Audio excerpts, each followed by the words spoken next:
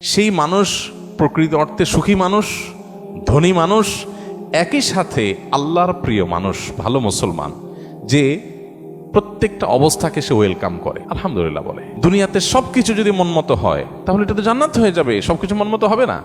অনেকে দেখবেন অমুকে আমার সাথে এটা কিভাবে করলো, কিভাবে এটা বলতে পারলো, এই কথাটা সে কেমনে বলতে পারলো, আমি মেলাতে পারতেছি না। আমি কেন, এটা আশ্চর্যের কি আছে? চামড়ার ঠোঁট দিয়ে সবই বলা যায়, বলছে, বোঝেন, এটা তো আমি আশা করি না। তা আপনি যা আশা করবেন সব মন মতোই যদি হয়, এটা তো জান্নাত হয়ে যাবে। আপনার আশার বিপরীত কিছু হবে দেখেই তো দুনিয়া। না না, সে কিভাবে এটা আমারে বলতে পারলো, আমার মাথায় ধরতেছে না, কেমনে এটা বলতে পারলো। আরে কেমনে বলতে পারলো, আমি তো বলতে পারবো আপনাকে, কোনো ব্যাপার না তো।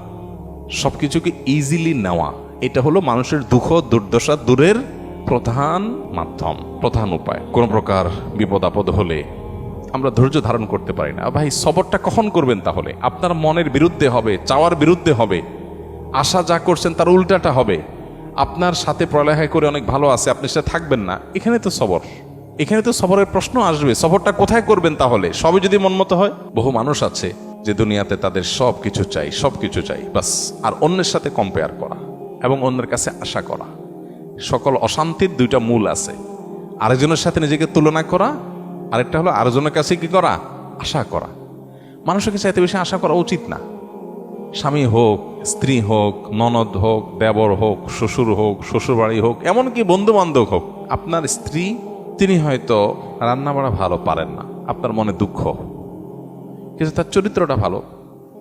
আরেকজনের বউ রান্নাটা মাশাআল্লাহ একের, কিন্তু চরিত্রটা 2 নম্বর।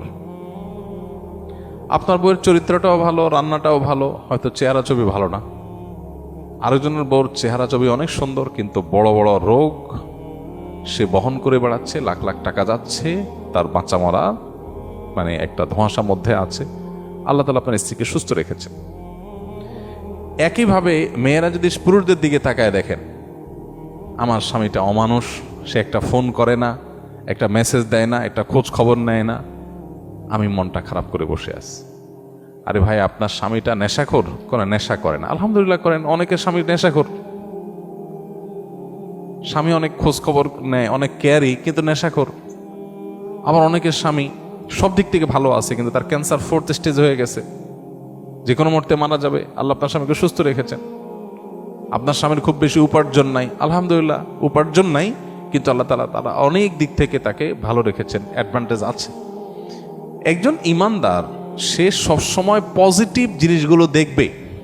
শেখ মোহাম্মদ মোতাওয়াল্লিয়া শাআরবী, মিশরের একজন বড় স্কলার, কোরআনে কারীমের একজন বড় মুফাসসির, তার একটা ছোট স্ট্যাটাসে তিনি লিখেছেন যে কারোর ঘর যদি চুরি হয়ে যায়, চুরি হয়ে চোরের সব নিয়ে যায়, সব বলতে যা যা নেওয়া গেছে, তারপরও সে ঘরে ঢুকে যদি দেখে যে খাটটা আছে, আলমারিটা আছে, আলমারির ভিতরে সব নিয়ে গেছে, আলমারিটা আছে, সে আল্লাহর কাছে শুকর আদায় করবে, যাক, ভারী ভারী জিনিসগুলো নিতে পারে না, আল্লাহ শুকর, এগুলো চোরে নিতে পারে না, এগুলো যদি নিয়ে যেত আমি কি করতাম? যাক, আলহামদুলিল্লাহ, চোরে নিচে দেখে কিছু গেছে, কিছু আছে, যদি আগুন লেগে পুড়ে যেত তাতে সব ছাই হয়ে যেত।